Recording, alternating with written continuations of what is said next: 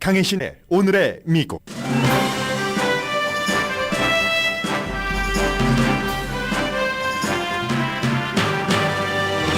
세 번째 하원 의장 선출 투표에서도 짐 조던 의원은 하원 의장이 되지 못하고 더 많은 당내표를 잃어버렸습니다.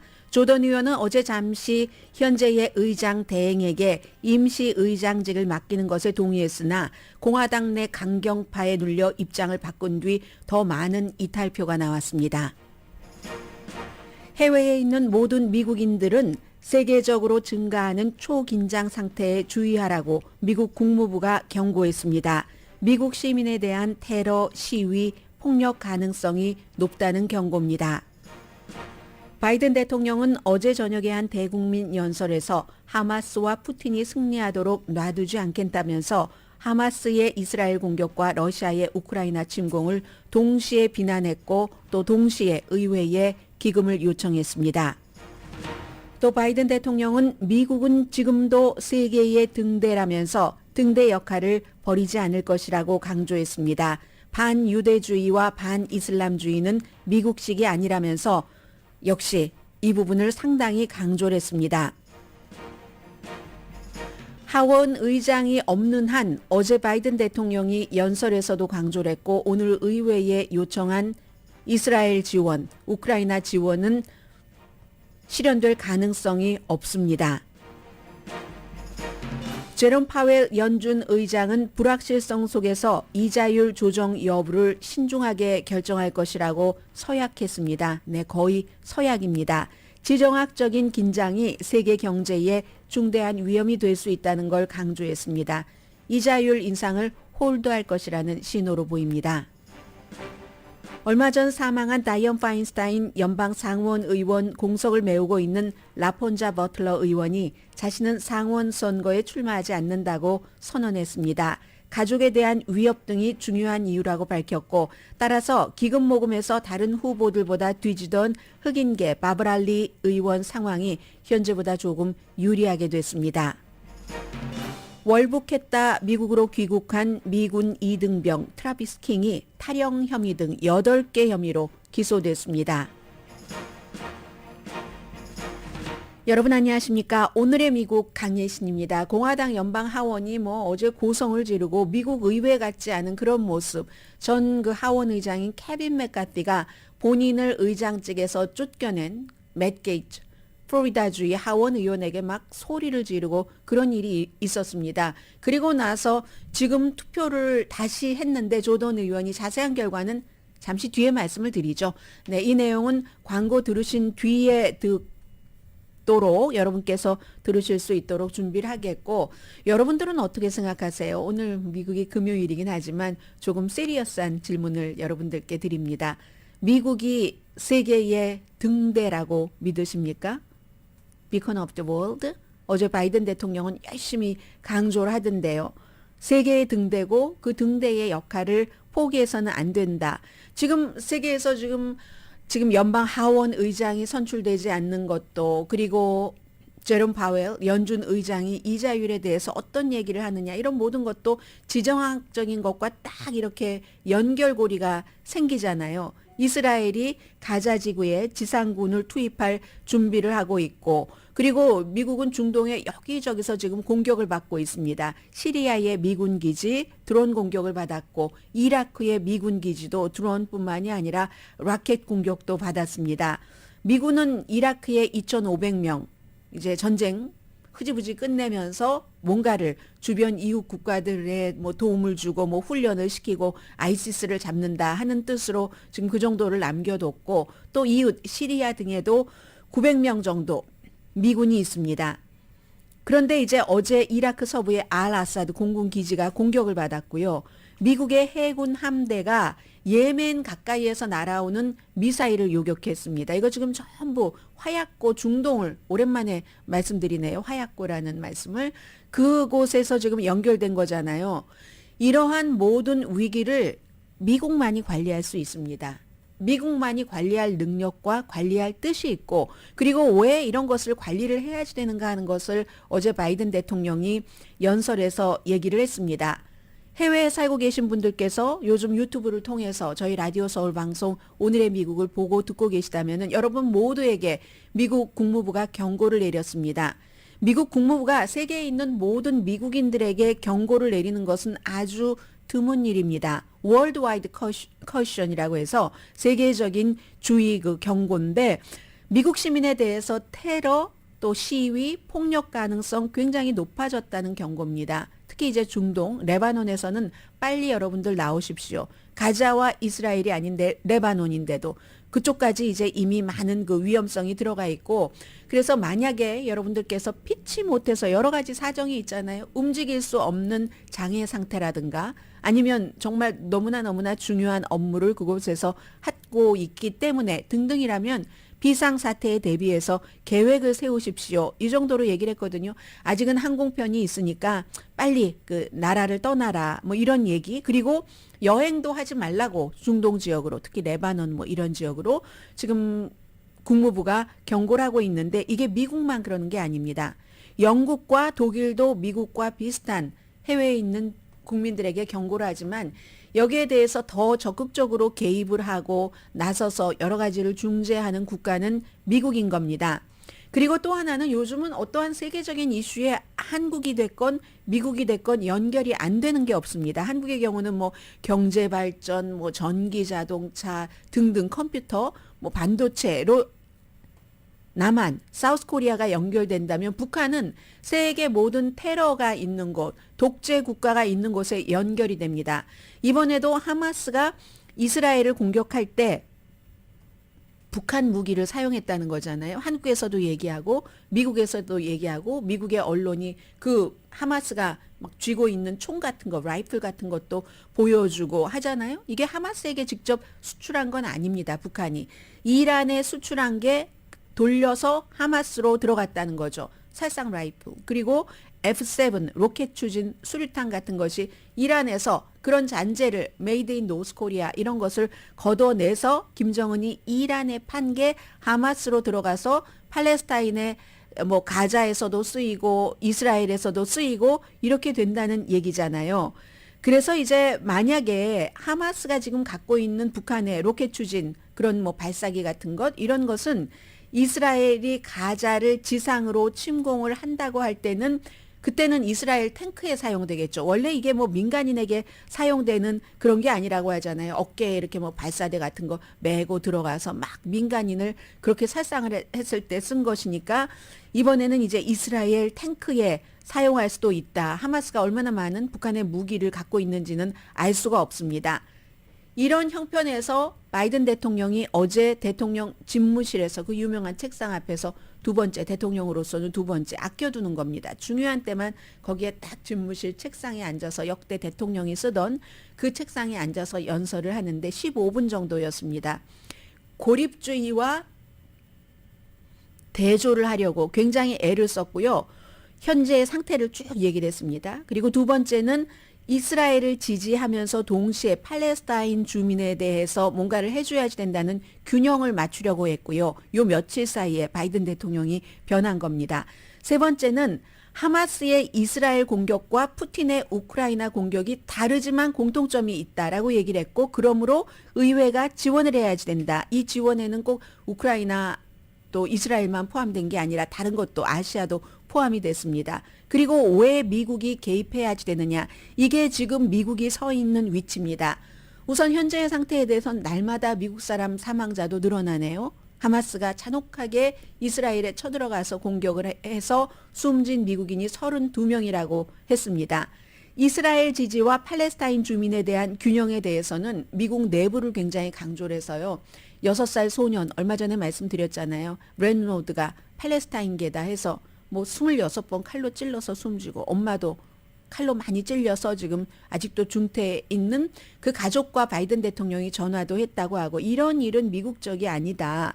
반유대주의를 모호하지 않게 비난해야지 되는 것처럼 이슬람 혐오증도 모호하지 않게 분명하게 비난을 해야지 됩니다. 그리고 상처받은 모든 분들께 제가 여러분들의 상처를 다 이렇게 생각하고 알고 있다는 것을 여러분이 알아주셨으면 좋겠습니다. 그리고 여러분은 모두 다 미국인입니다. 이런 미국 내부적인 단속을 얘기를 했고요. 세 번째에 하마스의 이스라엘 공격과 푸틴의 우크라이나 공격은 위협은 다르지만 공통점은 푸틴도 하마스도 이웃에 있는 민주주의 국가를 위협한다는 겁니다. 그러나 하마스나 푸틴이 이기도록 미국은 놔주지 않을 것이라고 얘기를 했어요. 이 전쟁을 연결을 시켰거든요. 이게 바로 하마스가 이스라엘을 남부에 쳐들어가서 잔혹한 살육행위를 했었을 때 젤렌스키 우크라이나 대통령이 한 거잖아요. 젤렌스키나 바이든 대통령이나 머릿속에 똑같은 게 있는 겁니다. 이스라엘, 친이스라엘적인 그런 감성이 미국에 너무 많이 있기 때문에 특히 공화당에 우크라이나 전쟁에서도 이기려면 이걸 묶어서 가자 하는 거거든요. 그래서 이제 이스라엘이라는 국가가 인구가 1,000만 명이 되지 않지만 중동에서 민주주의 국가로 자리를 잡고 있고 그래서도 미국 사람들이 좋아하기도 하고요. 뭐 이 우크라이나도 민주주의 쪽으로 점점 향하니까 푸틴이 이건 안 되겠다 해서 침공을 했다. 이걸 연결을 시켰습니다. 그래서 그러면 어떻게 해야지 되는가?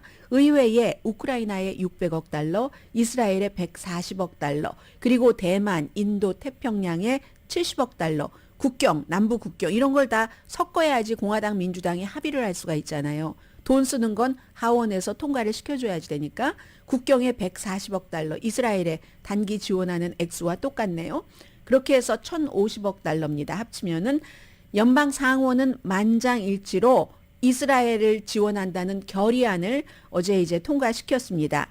그리고 왜 미국이 이런 것에 개입을 해야지 되는가? 국민들을 설득하려고 했습니다. 왜냐하면 트럼프 시대의 고립주의, 우리만 잘 먹고 잘 살면 되지 왜 우리가 돈도 없는데 다른 나라를 그렇게 해야지 되는가? 이것을 미국 사람들에게 그렇게 해서는 안 된다는 것을 설득하려고 굉장히 애를 썼습니다. 미국의 리더십을 미국 사람들에게 내 집뿐만이 아니라 다른 집까지 다 안정되게 잘 살아야 미국에 위협이 없다 하는 것을 강조를 하는 겁니다. 우리 동네에서 우리 집만 번지르르하게 잘 먹고 잘 살고 동네가 다 폐허가 되면은 우리 집값이 올라갑니까 내려갑니까 똑같은 겁니다.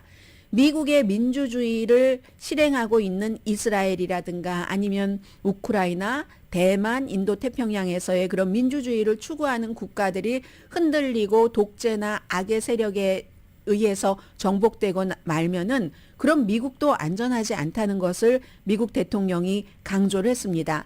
우리가 만약에 이 같은 일에서 빠져나가면 무슨 일이 일어나는가? 거기서 노스코리아가 나오던데요. 그 연설 부분을 좀 들어보겠습니다. 이스라엘도 그렇고 푸틴을 얘기를 하는데 푸틴이 지금 이란과 노스코리아에서 무기를 사고 있다. 바이든 대통령의 얘기입니다. Putin has turned to Iran and North Korea to buy attack drones and ammunition to terrorize Ukrainian cities and people. From the outset, I've said I will not send American troops to fight in Ukraine. 네, 지금 이제 바이든 대통령이 하는 얘기가 푸틴이 뭐 탄약이라든가 드론이라든가 이런 많은 무기를 이란과 노스코리아에서 사서 우크라이나 국민을 공격을 하는데 우크라이나가 미국에 요청하는 것은 군대를 보내달라는 게 아니라 다른 그 밖에 지원을 해달라는 것이다. 이렇게 얘기를 하고 있죠.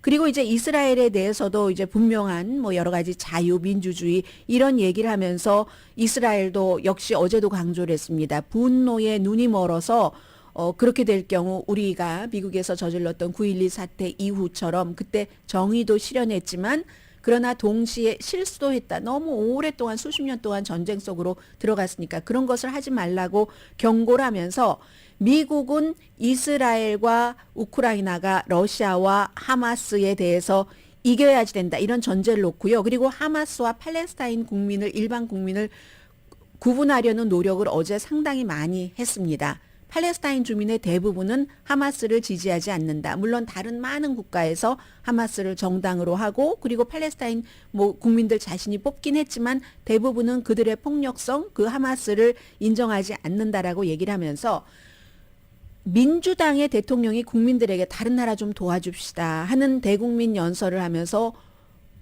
매들린 올브라이트 전 이제 국무장관 제가 잠깐 매들린 올브라이트를 착각을 했어요. 매드린 올브라이트 전 국무장관이 한 말을 강조를 했습니다. 뭐라고 얘기했냐면 공화당이라고 잠깐 착각을 할 뻔했거든요. 매드린 올브라이트 전 국무장관이 이제 최초의 여성 국무장관이었잖아요. 이 사람이 헝가리안 태생이고 나중에 본인이 주이시였다는 것을 알았다고 하고 북한에 방문을 한 미국의 국무장관이고 클린턴 시대에 올브라이트가 한 얘기가 미국은 정말 필요한 너무나 세계에서 필요한 나라다. 미국 때문에 희망을 갖는 나라, 미국 때문에 내가 더 잘 살 수 있어 라고 생각을 하는 나라.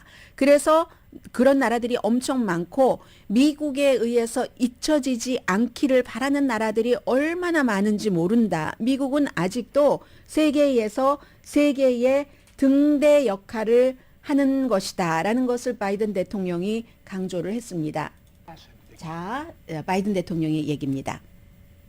America is a beacon to the world. Still.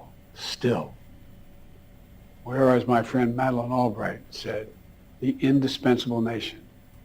indispensable, 정말 필요한 그런 국가라고 얘기를 Who hope 했다는 because of 거죠. us, who believe in a better life because of us, who are desperate not to be forgotten by us, and are waiting for us. But time is of the essence. I know we have our divisions at home.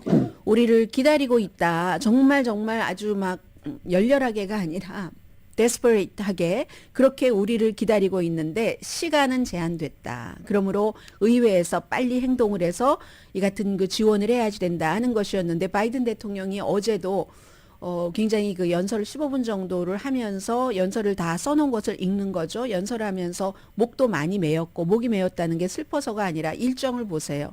얼마나 대단한 일정들입니까? 지금 이스라엘을 30시간 동안 방문을 하고 또 와서 회담하고 전화하고 해서 그랬는데 어제 그 팍스의 그 브리튬 팍스의 커멘테이터가 바이든 대통령의 연설 중에서 아마 최고가 될 것 같다라고 얘기를 했거든요.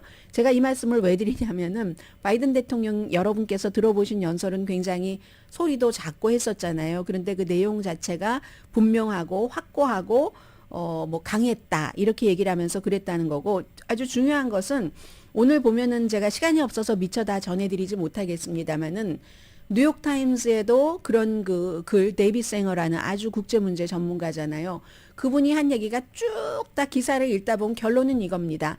지금 미국만이 이 같은 그 역할을 할 수 있다. 이코노미스트도 마찬가지입니다. 이코노미스트도 미국만이 이 같은 정말 복잡하고 어려운 일에 앞장서서 리드할 수 있다. 그래서 바이든 대통령이 좀 전에 그렇잖아요. still 아직도 아니라는 사람이 많으니까 두 번을 얘기를 했죠. 미국이 still 세계의 등대이고 미국은 이 세계의 등대의 역할을 해서 우크라이나와 이스라엘 팔레스타인 간의 이런 것을 더 긍정적인 방향으로 매듭을 지어야지 된다라고 말을 했고요. 여기에 실패하면 바이든 대통령 대선 가도에 굉장히 어려움이 생기는 거죠.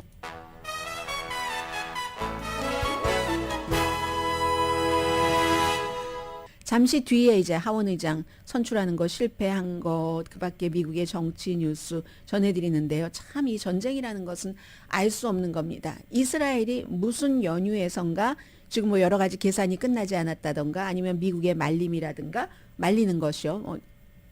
Don't do that. 서두르지 마라 하는 이런 것들. 그런데 이제 그 사이에서 어제 이 시간에 이집트를 통해서 가자 쪽으로 구호 물자들이 들어간다 했잖아요. 아직도 못 들어가고 있습니다. 무슨 연유에선지. 지금 트럭들이 쫙 물건을 싣고 기다리고 있거든요. 그런데 그게 지금 클리어하지가 않은 겁니다. 이런 상황이 되니까 뭐 주식 시장도 그렇고 미국의 이자율도 그렇고 이게 나아가서 다 세계 경제는 한꺼번에 돌아갈 수 있으니까 그런 점이 있는 거고요. 잠시 뒤에 이제 하원 의장 선출 세 번째에도 실패를 했거든요. 전해드립니다. 라디오 서울 방송 오늘의 미국 듣고 계십니다. 짐 조던 공화당 하원 의원이 세 번째 투표에서도 하원 의장이 되는 것에 실패해서 의장 의장봉은 다시 지금 임시 패트릭 맥켄리 노스캐롤라이나주의 하원 의원 임시 의장 대행에게 돌아갔습니다. 어제 제가 이 시간에 말씀드린 것처럼 잠시 그 짐 조던 의원이 패트릭 맥키니 임시 의장 대행에게 대행직을 맡기는 거 본인 거기에 이제 뭐죠? 찬성한다라고 얘기를 했거든요. 그랬더니 공화당의 강성 의원들이 난리가 났습니다. 그렇게 되면은 민주당 원하는 대로 민주당이 이 하원을 장악하는 거야. 그래서 심지어는 짐 조던 같은 사람이 뭔가 그 코스를 바꿔보려고 해도 너무나 공화당의 강성들이 있기 때문에 이게 안 되는 겁니다. 안 되고 그 아주 흉한 모습만 다 보인 거죠. 케빈 맥카티와 무슨 맥 게이츠가 막 고성을 지른다던가 그런 거. 그리고 이제 기본적으로는 짐 조던 의원은 아마 네 번째도 될 확률보다는 안 될 확률이 더 많아 보이는데 트럼프 전 대통령에 대한 충성파고 부정선거라고 하면서 선거 결과를 뒤집으려고 너무나 애썼던 사람이고 의사당 폭동 사건도 괜찮다고 했었던 사람이고 그리고 지금은 또 바이든 대통령 그 공화당 내부에서도 증거가 불충분하거나 없다라고 얘기하는데 탄핵을 하려고 지금 법사위원장으로서 시도를 하고 있는 사람이고 그렇기 때문에 공화당의 온건파들이 본인들도 정치 생명을 걸고 온건한 지역구에서 저 사람에게 투표했다는 게 알려주면 표를 받지 못합니다. 그래서 그런 사람들이 지금 많이 반대를 해서요. 투표를 하면 할수록 짐 조던은 점점 표를 잃어버립니다. 프리덤 코커스를 만든 이 사람은 그래서 오늘은 194표를 받았습니다. 그리고 아마 오늘 공화당과 민주당에서 다 좀 투표에 참여하지 않은 사람이 있는 것 같은데 주말이라서 그런지 하프리 제킴스도 민주당 투표한 사람 전원을 받아서 210표, 212표여야지 전원이거든요.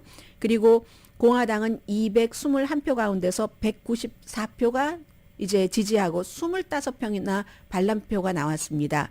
그러면 반대하는 사람들이 있고 다른 사람들에게 투표한 사람들도 있고 해서 케빈 맥카티에게 투표한 사람도 케빈 맥카티가 2표 받았네요. 케빈 맥카티가 오늘 짐 조던을 이제 후보로 지지하는 연설을 했거든요. 그리고 스티브 스칼리스 지난번에 짐 조던과 겨뤄서 더 많이 받았지만 표를 받지 못할 것을 알고 첫 번째 투표하고 나서는 바로 그 후보에서 사퇴한 스티븐 스칼리스가 8표를 얻은 건가요? 그런 거죠. 그리고 이제 뭐 다른 사람에게 패트릭 맥키니 현재의 그 의장 대행을 하는 사람이 6표를 얻었습니다. 그래서 이제 이런 것들은 계속 그 공화당의 공화당 그 하원이 얼마나 강성인가 하는 단합하는 마음이 요만큼 더 없다 하는 그런 것을 보여주는 것으로 투표를 하면은 할수록 마이너스일 텐데 그런데도 짐 조던이 주말에도 계속 할 거라고 얘기를 했거든요. 오늘 아침 기자회견을 했어요. 나는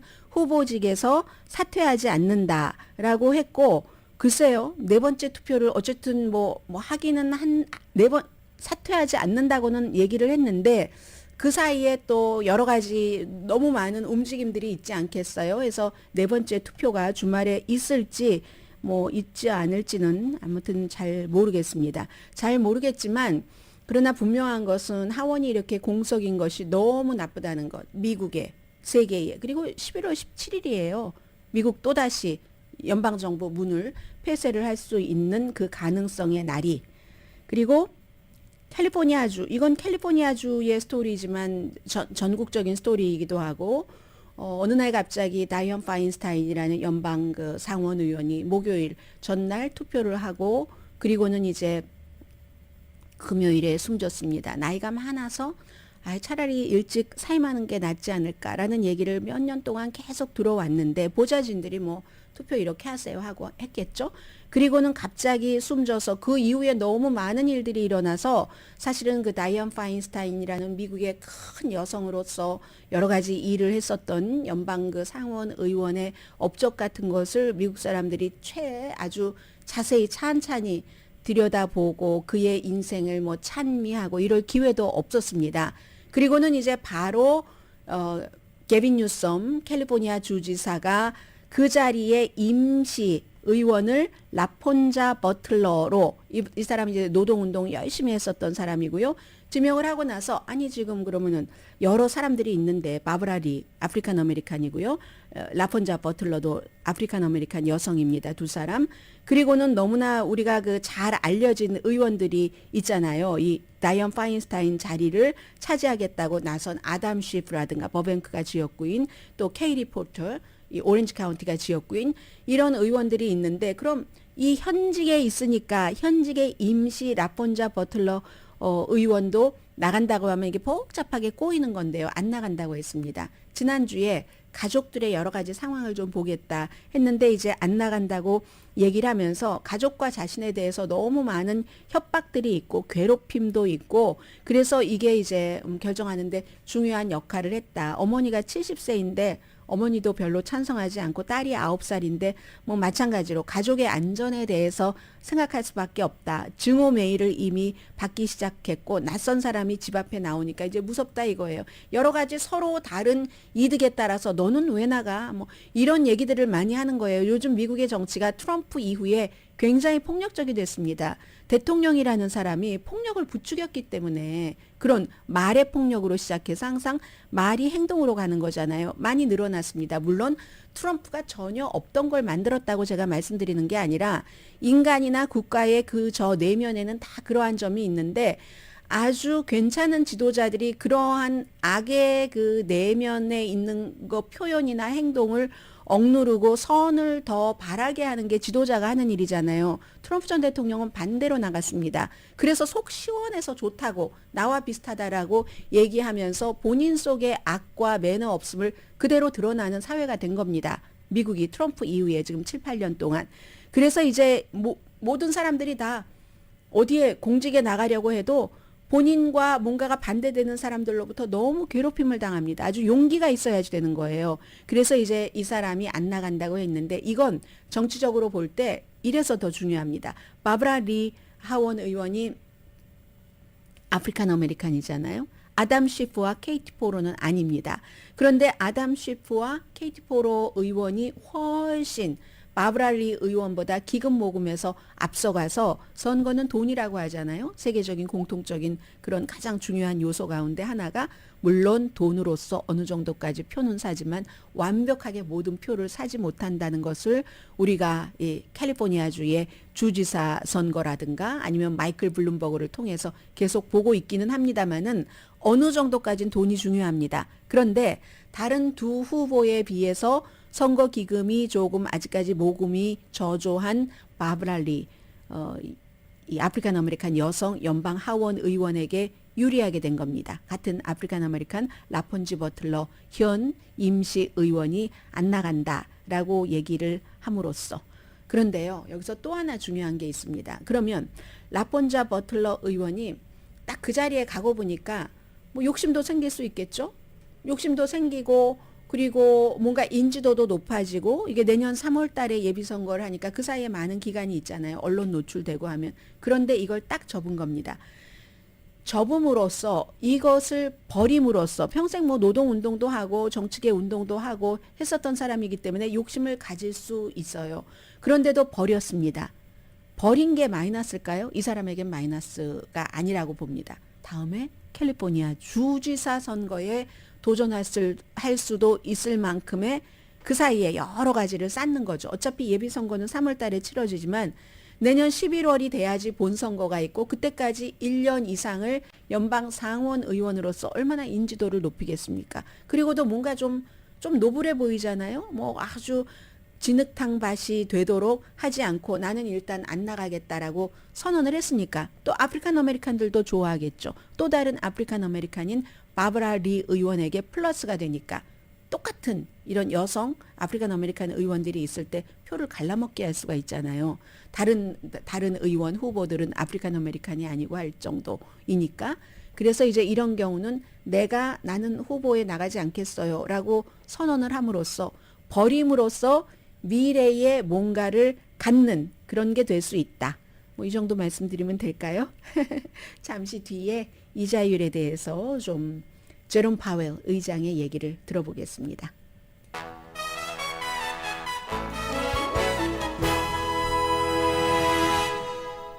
라디오 서울 방송 오늘의 미국 듣고 계십니다. 네, 이 시드니 파웰에 이어서 역시 그 프로 트럼프 변호사인 케네스 최세브로도 유죄를 인정을 했습니다. 조지아주의 선거 개입에 대해서 먼저 검사 측에서 이제 뭐 형량이라든가 여러 가지를 제안을 하면서 그 프로포즈를 한 거죠. 프로포즈를 받아서 지금 이렇게 친 트럼프 변호사도 이제 한 사람 한 사람 변호사가 두 사람이 유죄를 인정을 했네요. 이렇게 유죄를 인정을 할 때는 나머지 19명 가운데 그럼 3명이 유죄를 인정을 했으니까 나머지 트럼프 전 대통령을 포함한 16명의 범죄에 대해서 증언을 한다는 얘기입니다. 재판 시작하기 전에 이렇게 다 유죄들을 조금씩 인정을 하네요. 그런 뉴스가 지금 들어오고 있고요. 제롬 파웰 연준 의장이 지금 10월 31일과 11월 1일에 공개시장위원회가 또 있고 그때 이자율 여부를 또 결정을 해야지 되는데 어제 이제 뉴욕의 이코노미 클럽에서 얘기를 한 겁니다. 이자율 조정 여부를 신중하게 결정할 것이다. 아주 신중하게. 그런데 그 이유가 지정학적인 긴장이 세계 경제에 중대한 위협이 될 수 있다. 이 점을 굉장히 강조를 했습니다. 여러 번 얘기를 했어요. 그래서 전문가들은 이자율을 홀드할 것 같아. 이렇게 생각을 하고 있는 거죠. 지난 18개월 동안의 연방준비제도가 이자율을 이제 계속 올린 거, 그러한 것에 금리 인상의 영향이 완전히 나타나지는 않았다라고도 얘기를 했고요. 지금 불확실성이 너무 많은데 오래된 일들, 새로운 일들 이런 것들이 너무나 복잡하게 얽혀 있기 때문에 우리 연방준비제도도 통화정책, 이자율을 인상하느냐 내리느냐 그대로 두느냐 이 같은 것을 계산할 때도 너무 복잡해진다라고 얘기하면서 두 단어로요. 불확실성과 위험 이런 말을 했습니다. 그래서 경제 데이터도 너무나 혼합됐고 이렇게 전쟁 같은 지정학적인 긴장도 혼합됐고 해서 불투명하다. 매우 불확실하다. 불투명과 불확실성을 계속 강조를 합니다. 이제 어제 이 연준 의장이 이런 말을 하고 나서 뭐 주식시장 별로였고 특히 뭐 요즘에 가장 인기가 있었던 엔비디아 같은 경우는 일주일 동안에 9%가 내려가서 가장 많이 내려가는 원인을 주식이 내려갈 때도 원인을 아는 원인도 있고 모르는 원인도 있고 기분도 섞이고 막 이러니까는요. 그래서 정확하게 분석하기는 굉장히 힘듭니다만 어제 이제 그런 반응들이 있었고요. 그리고 물가도 뭐 이랬다 저랬다 참 판단하기 힘들고 노동 수요는 여전히 높고 뭐 이런 모든 것들이 아무튼 힘들다는 거예요. 그랬더니 이제 벤치마크인 10년 만기 국채 이자율이 7월 달 이후에 최고 거의 9%가 아니라 4.99996 뭐 이렇게 올라갔고 이자율에 따라서 움직이는 2년 만기는 이자율 뭐 인상 가능성이 낮다 이렇게 판단을 했겠죠. 0.03포인트가 하락해서 5.19 이건 이제 2년 만기 10년 만기는 4.9996 9가 3개네요.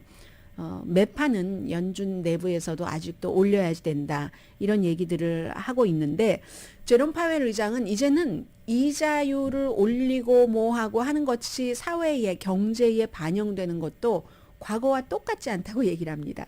어쩌면 수요 이 정도면 사람들이 좀 돈을 덜 쓸 것 같아 하는데도 막 여전히 쓰고 그러잖아요. 요즘에 보면은 해서 수요라는 게 과거보다 이자율이 높아져서 물건값도 올라가고 한다고 사람들이 덜 사고 하는 이런 영향을 조금 적게 받는 게 아닌가 이렇게도 생각을 하고요. 연준도 정확하게 모르죠. 뭐 미국 인구 3억 몇천만 명을 다 따라다니면서 물어볼 수는 없는 일이잖아요.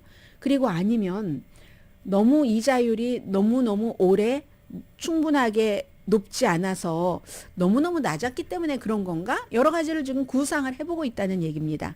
그런 얘기를 했고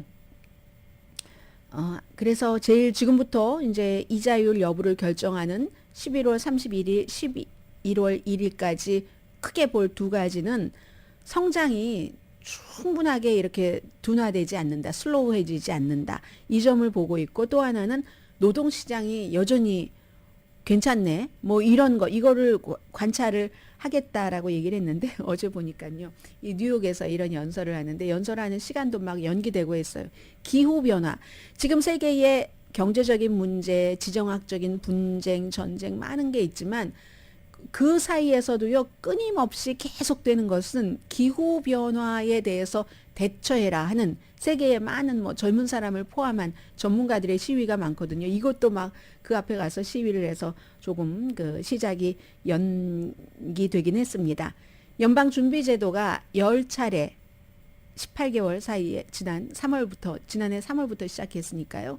10번 연속해서 인상을 했습니다. 그리고 6월 달에 그러다가 딱 처음으로 중단을 했고 7월 달에는 다시 0.25% 포인트로 올렸습니다. 그리고 지난달에는 이자율 인상 또다시 홀드했거든요. 이번에도 홀드할 것인가? 그것이 문제로다. 이런 건데 근데 이제 여기서 제일 공통적인 결론 하나는 인플레이션과의 싸움에서 승리했다 하고 선언하기는 이르다. 이건 경제가 굉장히 아직도 이제 불안정하다 예측하거나 뭐 이렇게 하기를 그렇다는 것을 뜻하는 거고 지금 지정학적인 위치에 있어서도 트럼프 전 대통령이 전쟁을 2개나 치르고 있으니까 우크라이나와 또 이제 이스라엘과 하마스 그러니까 이것도 문제인데다가 항상 그렇습니다. 사람들은 멀리 있는 전쟁보다는 가까이 있는 나의 경제를 생각하잖아요. 어제 그래서 뭐 블룸버그와 뭐 모닝 컨설트의 여론조사 결과도 말씀드렸습니다만은 또 다른 여론조사 결과에서도 이번에는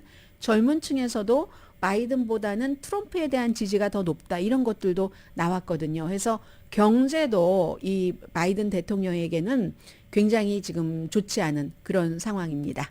자, 텔레비전에서는 여전히 그 프로 트럼프의 변호사인 케네스 최스보로가 본인의 변호인과 본인도 변호사지만 항상 변호인이 있잖아요. 루디 줄리아니도 변호인이 있고 옆에 나란히 서서 판사가 물어보는 것에 답하면서 결국은 이제 유죄를 인정한 것 조지아주의 선거 개입에 대해서 그 같은 내용 나오고 있습니다. 어디서 하나가 딱 터지면 하나가 터지고 여기서 끝이냐 아니면 본물 터지듯이 계속 가느냐인데 이건 여기서 끝이라기보다는 숫자가 어느 정도 나올지 모르지만 완전히 끝은 아닐 것 같습니다. 트럼프 전 대통령에게는 결코 유리하지는 않은 그런 그 쪽으로 조지아주의 선거 재판, 부정선거 개입 재판은 그쪽으로 흘러가는 것처럼 보입니다. 잠시 뒤에 뵙겠습니다.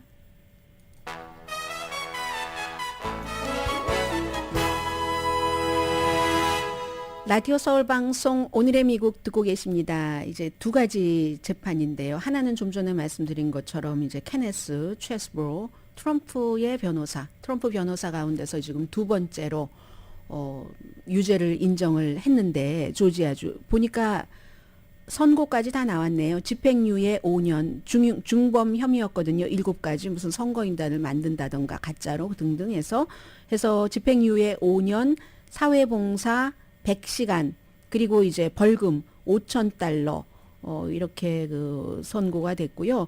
원래는 이 최스브로 변호사가 정말 많은 법적인 과정을 통해서 본인의 혐의가 기각되기를 원했습니다. 모든 시도를 다 해봤지만 결국은 법정에서는 법적 증거를 가지고 하는 것이기 때문에 그게 기각될 수가 없었습니다. 그리고 재판 시작하기 직전에 유죄를 인정을 하고 앞으로 트럼프 전 대통령에 대해서도 증언을 하겠죠. 그리고 풀튼 카운티 검찰이 원하는 게 바로 그런 점이라고 생각이 되고요. 미국의 이등병이 월북했다가 그 스토리는 다 아실 것 같고 월북했다가 미국이 북한에서 이렇게 잡혀있던 사람을 결국은 아무런 우리 대가 없이 미국으로 데리고 왔다 하는데 그건 알 수 없는 일인 것 같고요. 트라비스 킹이 탈영 그리고 8개 혐의로 기소가 됐습니다. 23살 군인이거든요. 9월 달에 석방됐네요. 그런데 참 이 어머니가 처음부터 지금까지 모든 어머니가 거의 비슷한 공통 분모를 갖고 계시지만 그 조건 없는 그 아들 사랑 같은 것이요. 그리고 이 어머니가 굉장히 강조하는 것은 무죄 추정의 원칙을 얘기를 하는데 이건 이제 모든 혐의를 받고 있는 사람들이 피고가 하는 얘기이긴 하지만 내가 기른 아이다. 그래서 내가 잘한다. 다른 사람들은 또 이렇게 말도 하죠. 본인만 모르고 다른 사람들이 다 더 잘합니다. 그 아이에 대해서. 그런데 이 어머니는 내가 기른 아이고 내가 이제 훈련받기 전에 한국으로 파병되기 전에 훈련소에도 내가 데려다 줬고 그리고 이제 배치되고 뭐 이런 거 하기 전에 마지막 이제 한국으로 가야 할 때니까 그 마지막 시간도 엄마인 나와 같이 있었던 아이고 그 아이 술도 안 마신다. 내가 내 아들을 잘 아는데 도대체 한국에서 캠프 험프리에서 그 기지에서 무슨 일이 일어났는가? 이 군인은 지금 뭐 아프리칸 아메리칸이고 많은 인종 차별 같은 것이 있었다라고 얘기를 하고 있잖아요. 이 어머니는 그렇게 얘기를 하진 않지만 무슨 일이 일어났는지 군에서 나에게 조사를 한다고 약속을 했기 때문에 나는 그 결과를 기다린다. 이렇게 얘기를 했습니다. 아무튼 미국으로 돌아온 것만 하더라도 이 어머니는 굉장히 기뻐할 만한 그런 일이고요. 지금 의회에서는 공화당 하원 의원들이 또 만나네요. 이 하원 의장 그 선출 문제와 관련해서 또 만나는데 공화당은 이렇게 시간을 길게 끌면 끌수록 공화당이 굉장히 생각했던 것보다 허접하구나. 상원 아니고 하원을 말씀드리는 겁니다. 아주 무슨 쌈딱보다 더한 쌈딱들 몇몇이 당 전체를 222명인 다수당을 흔드는구나. 그 지금 그런 모습들을 많이 보여주고 있고요. 해서 지금 아직까지 모임이 시작된 것 같지는 않은데 네, 그 정도 유능한 그런 의원이다. 입법자다. 그 케빈 맥카티가 짐 조던을 이렇게 후보로 하면서 하원 의장으로 하면서 이제 연설을 하니까 민주당이 막 조롱했어요. 민주당만 조롱한 게 아니라 공화당도 저 사람 아니지. 저렇게 극단적인 사람 모든 것을 깨부수자고 하고 트럼프 로열리스트를 어떻게 하원 의장으로 해? 하고 나는 공화당이 25명이나 되는 거잖아요, 지금. 아무튼 그런 일이 있었고 그리고 굉장히 많은 게 있는데 여러분 궁금해 하실 이 내용을 전해드리겠네요. 지금요, 서로 이스라엘과 미국, 아랍 쪽에서 과연 가자에 있는 병원 폭발이 누구 책임인가 하는 것을 얘기하는데 결론을 내리기가 상당히 어려운데요. 처음에는 미국의 많은 언론, 뭐 뉴욕타임스, 월스트리트저널, 무슨 뭐 AP 등등 해외 언론들도 그 팔레스타인의 주장을 받아들여서 이스라엘이 미사일 폭격을 한 것이다. 이 비슷하게 얘기를 했어요. 그래서 이제 그 팔레스타인 주장은 지금까지 이렇습니다. 넘버 원, 이스라엘은 우리가 어떻게 병원을 타겟을 하느냐 하는데 전에도 병원 타겟 공습 많이 했거든요. 한두 번이 아니거든요. 학교도 공습 많이 했거든요. 전에도 했는데 이번에 왜 아니냐 하면서 지난주에도 라켓 공격을 하지 않았는가 같은 병원에 대해서 이런 얘기를 하고 두 번째는 이스라엘이 전에도 민간인 목표로 공습한 적이 얼마나 많은가. 그리고 심지어는 지난해에 팔레스타인계 저널리스트가 서한지구에서 숨졌는데 이스라엘은 팔레스타인이 그에게 총을 쐈다. 여자 저널리스트였어요. 그랬지만 뉴욕타임스가 조사를 해보니까 엘리트 이스라엘 군대가 그 사람의 사망의 배후에 있었다 하는 게 나온 거. 세 번째는 이스라엘이 스토리를 몇 시간 만에 바꿨잖아요. 처음에는 트위터에 비디오를 팔레스타인 그쪽 그 병원 근처에 라켓에서 왔다고 비디오 올렸다가 비디오를 내렸는데 시간이 안 맞았거든요. 그런데 이스라엘이 주장하는 거, 현재로서는 이스라엘의 주장이 더 맞다라고 보는 전문가가 많은 것 같은데 더욱 디테일하고 하기 때문에 미국 관계자가 데이터를 포함을 해서 이렇게 보니까 이스라엘 군기지에서 간 그런 공격 물체가 아니다. 분호하고 어제 말씀드렸죠. 여기에 대해서는 드론으로 했을 수도 있다라는 얘기가 있지만 그리고 레코딩 하마스의 두 멤버가 어머 우리 쪽에 거래 그러니까 정말이야 그러니까 그런 것 같아 이스라엘 파편이 아니야 뭐 이런 거 결론은 여전히 증거가 결정적이지 않다. 그래서 미국이 얘기를 하는 겁니다. 이스라엘이 아니라고 생각은 하지만 미국도 현재 국방부 자료로는 그렇게 보이기는 하지만 그러나 우리는 최종적인 결론은 아직 내리지 않았다 하는 거죠. 중요한 건요. 아주 전체적인 위성 이미지만 있으면 되는데 그게 없다네요. 오늘 저희 그 10층, 11층 건물에서 북쪽에서 남쪽으로 제가 걸어오고 있었습니다. 제 오피스가 남쪽에 있기 때문에. 그런데 바닥에 저 멀리 가는 종이가 떨어져 있었거든요. 어머 저걸 줄까 말까. 제가 이제 방송을 시작해야지 되는 시간이 극박하기 때문에 사실은 따지고 보면 1초도 안 되는데 허리를 굽혀서 저걸 주워서 쓰레기통에 넣고 시간을 그냥 모른 채 하고 지나갈까 하다가 아니야 내가 저걸 주워야지 하고 가까이 가서 봤더니 빛이었습니다. 종이가 아니라 강희신이었습니다.